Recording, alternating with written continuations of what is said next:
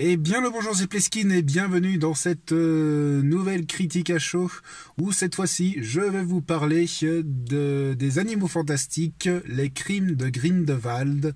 Moi je préfère dire Grindelwald à l'anglaise, mais on va dire Grindelwald quand même. Voilà, donc un film de David Yates encore.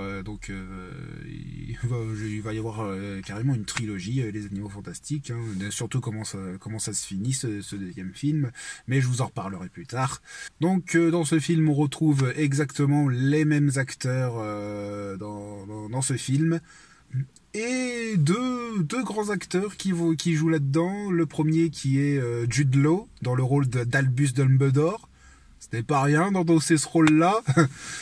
et Johnny Depp dans le rôle de Grindelwald, le méchant du film.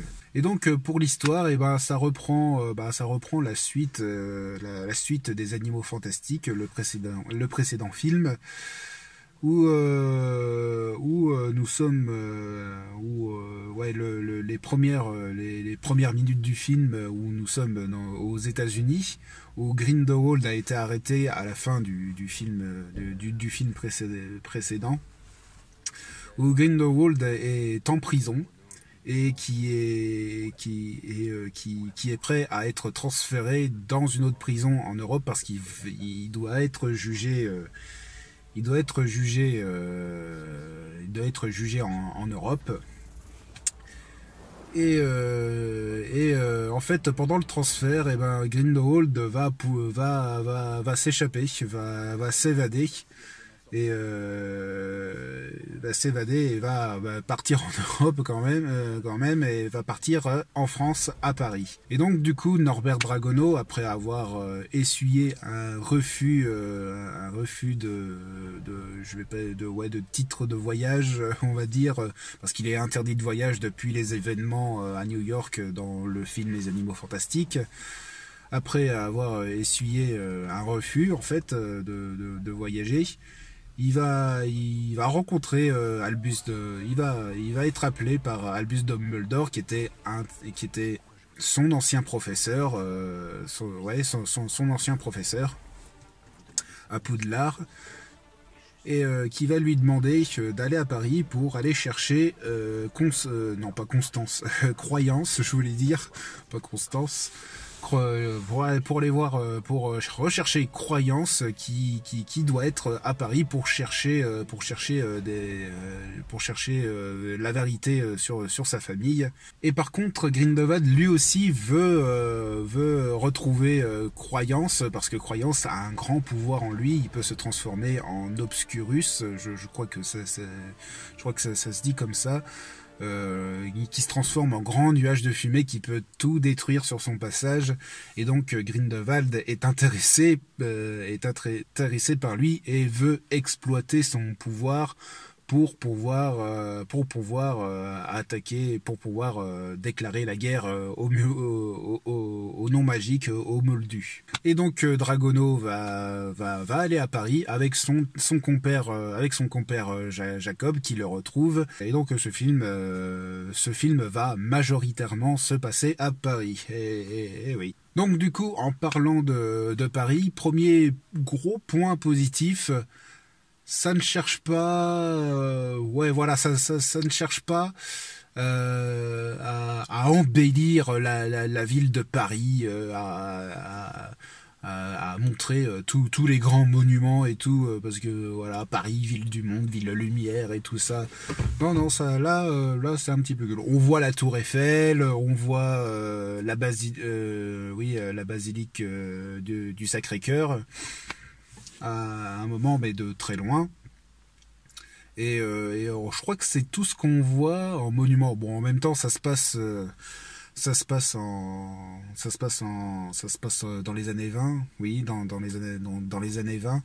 Donc il y a peut-être des monuments qui n'existaient pas encore, mais encore il y a Notre-Dame, il y a d'autres, il y a l'Arc de Triomphe et tout, mais non, tout ça n'a pas été montré parce que ça cherche pas Ça cherche pas à montrer, ah, regardez comment cette ville est belle et tout. Non, non, bah c'est voilà, c'est Paris, voilà, on voit le quartier de Montmartre et tout ça, mais c'est pas tout, c'est pas tout montré pour chercher à émerveiller le spectateur.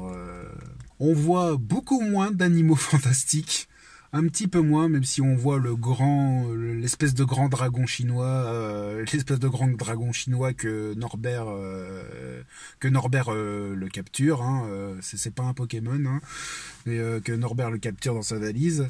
Mais ouais, là il y a beaucoup moins d'animaux fantastiques à découvrir. Un petit peu moins d'animaux fantastiques parce que tout est centré maintenant sur Grindelwald. Voilà, c'est Grindelwald, c'est le grand méchant joué par Johnny Depp. Alors, pour juger la prestation de Johnny Depp, bah, j'ai envie de dire que Johnny Depp fait du Johnny Depp maintenant. Voilà, c'est un rôle taillé pour lui, un look extravagant avec une émotion assez détachée. Ouais, voilà, il fait pas un personnage loufoque, mais oui, c'est un personnage très détaché, très détaché aux autres, très décalé. Voilà, c'est ce que je voulais dire, assez décalé, quelqu'un d'extravagant et tout. Voilà, c'est un rôle à la Johnny Depp, si vous voulez. Voilà, est-ce qu'il fait bien ce personnage? Bah, ouais, je sais pas. Vraiment, je sais pas ouais, j'ai envie de dire qu'il est convaincant. Voilà. Je veux dire qu'il est convaincant en méchant et tout. Après, est-ce que un autre acteur aurait pu faire mieux que lui? Peut-être, je ne sais pas. J'ai un, ouais, vraiment, j'ai un espèce de, j'ai un sentiment que c'est pas ce que je m'attendais en fait. Pas vraiment de Johnny Depp, hein, je l'ai su qu'hier, je crois que le méchant serait joué par Johnny Depp. Alors, ouais, le personnage de Grindelwald, ouais, je m'attendais peut-être à mieux. Et par contre, à l'inverse de Grindelwald, Albus Dumbledore, par contre, je l'adore. Joué par, bah, je l'ai dit tout à l'heure et maintenant je l'oublie, Jude Law, voilà. Joué par Jude Law, ouais, oui, là par contre, Dumbledore, il est vraiment très convaincant. C'est un Dumbledore beaucoup plus jeune, hein, on est 60 ans, ouais, on est genre, oui, ouais, 60-70 ans avant les événements de Harry Potter. On a un Albus Dumbledore beaucoup plus jeune. Il a genre la 30... ouais, dans les flashbacks, il devait avoir la trentaine et tout. Là, il a plus la quarantaine. Donc, il n'a pas une énorme barbe qui tombe jusqu'ici. Mais voilà, et puis... ce personnage-là d'Albus Dumbledore, ouais, par contre, lui, il est très convaincant. Ouais, il est toujours le personnage sage, calme et qui ouais, voilà, qui n'use pas de la violence et tout. Et puis en plus, il y a toute une partie avec lui où c'est carrément des flashbacks. Et ouais, cette partie, j'ai envie de l'appeler la partie nostalgie, parce que t'as tout plein de trucs qui te font penser au film Harry Potter. Déjà Albus Dumbledore, à l'époque où il était professeur, qu'il n'était pas encore directeur, peut-être bien qu'il était... Si, il était directeur, mais il était professeur en même temps. Et il était professeur des forces contre les forces du mal. Voilà, ça te fait déjà pas mal penser aux autres profs qui avaient dans l'histoire après, mais dans les films avant. C'est compliqué. Voilà, ça te fait déjà pas mal penser au professeur des forces contre les forces du mal dans les films Harry Potter.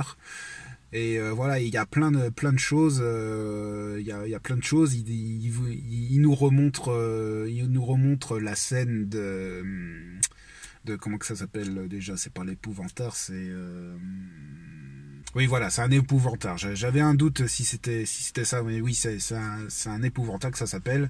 Voilà, donc on revoit la scène de l'épouvantard avec le sort Ridiculus, sauf que c'est Albus Dumbledore qui fait le cours. Voilà, on revoit le miroir de Riséd qui était dans le premier film Harry Potter. Et voilà, donc je crois que voilà, j'en suis sûr que cette scène c'était une scène pour les nostalgiques des films Harry Potter. Pour les personnages principaux, du coup, il n'y a pas de grands changements, j'ai envie de dire, c'est les mêmes que dans le premier film. Hein. Robert Dragono, toujours attaché à ses animaux.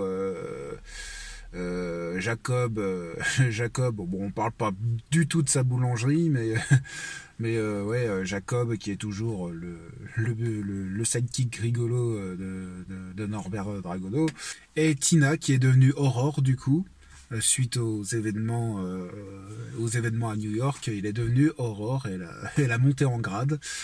Mais voilà, j'ai pas grand chose à dire sur les personnages principaux qui étaient déjà dans les Animaux Fantastiques parce que ce sont les mêmes en fait. Pour ce qui est de croyances, il y a une espèce d'évolution. Il y a une évolution. Ce qui n'était pas vraiment le cas dans le premier film. Hein. L'évolution, c'est genre, oh, je suis faible et tout apeuré, jusqu'à deviens super dangereux. Il n'y a pas une espèce d'évolution. La croyance, il est à la recherche de ses racines. Il est à la recherche de sa famille.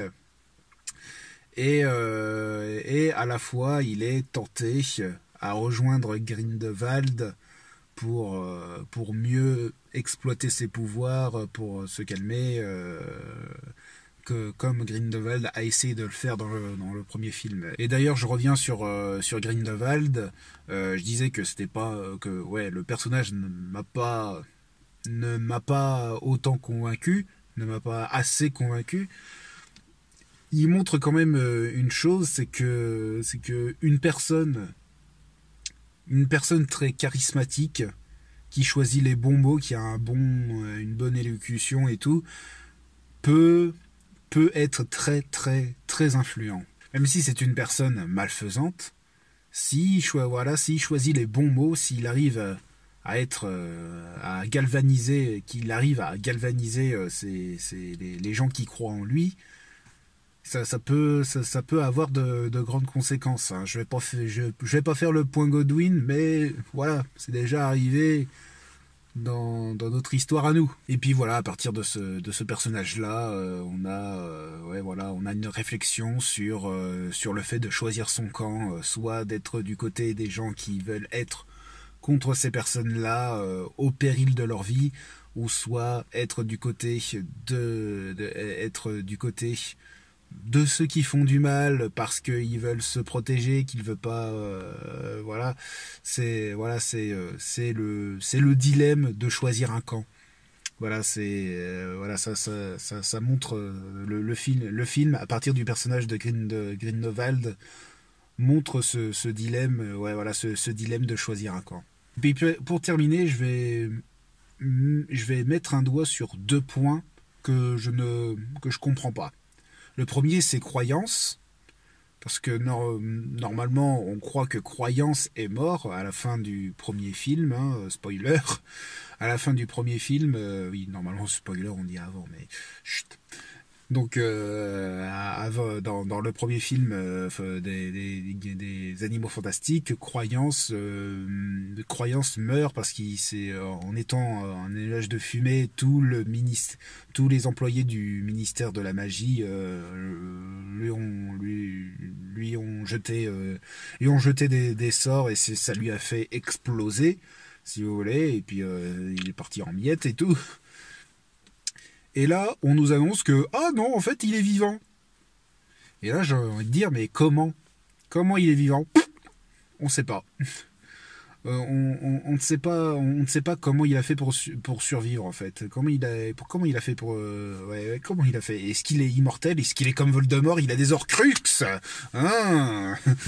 Non, mais on ne sait pas du tout. On ne sait pas, on ne sait pas comment il a fait pour survivre. Alors que, ouais, alors qu'à la fin du premier, il avait l'air d'avoir explosé, quoi. Je sais pas. Et puis à la fin, on a, je sais pas si c'est une révélation ou quelque chose comme ça. Tout à la fin du film, dans la toute dernière scène, on voit Grindelwald avec croyance voilà, qui lui dit qu'il a fait le bon choix, qu'il faut pas qu'il ait des doutes et tout. Et là, il lui dit un truc. Il lui dit maintenant, enfin, en gros, il dit maintenant, je vais pas t'appeler croyance, je vais pas t'appeler ton ancien nom d'avant. Maintenant, je vais t'appeler, alors, je sais plus le prénom. Je crois qu'il l'a appelé Octavius. C'est un nom qui finit en us déjà. Oui, il me semble. Mais je crois que c'est, ouais. On va dire Octavius, même si c'est pas vrai. Il dit maintenant je vais pas t'appeler croyance, je vais t'appeler Octavius Dumbledore. J'ai fait what? Pourquoi il appelle comme ça? Est-ce que voilà, parce que pour vous expliquer ce qu'est vraiment croyance, à un moment dans le film, on voit vraiment qui c'est croyance, enfin sa famille, qui est sa famille. Et on apprend qu'en fait, croyance, c'est, on va pas dire un gosse, un enfant illégitime. Oui, si, on va dire ça. C'est un bâtard, en fait. C'est un bâtard, et son père est Grindelwald, en fait. Ouais, Grindelwald a une relation avec une certaine femme, une parisienne. Et du coup, c'est son fils. Alors j'arrête la vidéo ici parce que j'ai oublié de mentionner des choses sur Croyance. Je disais qu'il était le fils illégitime de Grindelwald. Oui, mais non. Pour vous expliquer, c'est qu'en fait, plus tard, à un moment, un membre de la famille des Lestrange nous apprend la vraie vérité. C'est un petit peu con de dire ça, parce qu'avant on croyait que la vérité c'est qu'il est le fils illégitime de Grindelwald. Mais en fait, plus tard, on apprend qu'en fait, la vraie vérité véritable, la vraie vérité, c'est qu'en fait, Croyance n'a plus du tout de famille. Il est orphelin. C'est qu'en fait,